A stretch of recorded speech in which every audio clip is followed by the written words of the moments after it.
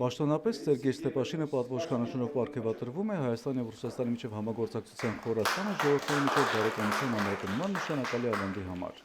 Իսկ մարդկային հարթությունում դրա հիմքում նաև ժամանակի փորձությունն անցած ընկերության մի պատմություն է, որն սկսվել է Արցախի համար ծանր ժամանակներում։ Ստեպաշինը հիշում է, նոր էր նշանակվել հակահետախուզության դաշնային ծառայության տնօրեն, առաջինը Սերժ Սարգսյանի հետ է հանդիպել, նա այդ ժամանակ Հայաստանի անվտանգության մարմիններն էր ղեկավարում։ Խոսեցինք, համաձայնագիր ստորագրեցինք ու սկսեցինք հիշել, որտեղ ենք տեսնվել, Ղարաբաղում։ Ես ոսկու շտաբում երիտասարդ փոխգնդապետ, նա Կոմերտ միության քաղկոմի երիտասարդ քարտուղար, բայց մարտական։ Արդեն նախկին քարտուղար էի, ասում է նախագահը, տեղեկացնել է, որ Ստեպաշինը Բաքվում հայտնի իրադարձությունների ժամանակ շրջանի պարետ է եղել, Սումգայիթի ժամանակ էլ այնտեղ էր, այնուհետև եկավ Արցախ։ Հետո արդեն տարբեր պաշտոններում գործընկեր էին։ Вопрос не в этом, вопрос в том. Սակայն դա չէ հարցը։ Առաջին հանդիպումից մենք փոխըմբռնում գտանք, կար համակրանք, ընկերացանք։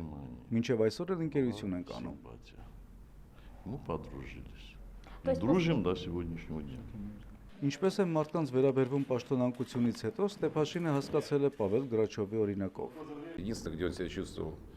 գեներալом արմիի։ Միակ տեղը, որտեղ դա իրեն զգում էր բանակի գեներալ, պատերազմ տեսած, ծառայած Հայաստանն էր։ Սերժ Ազատիչը մի հատկություն ունի, կարծում եմ դա բոլոր հայերին է բնորոշ, քրիստոնյա ենք բոլորս։ Հետին միտք չունի, երբ երեսի մի բան են ասում, թիկունքից ուրիշ։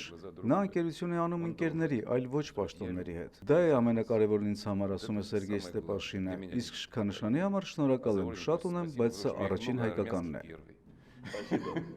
Спасибо, друзья. Вам удачи. Արթուր Գրիգորյան, Արտակ Լևոնդյան և Արմեն Անդրեասյան, օրակարգ, Մոսկվա։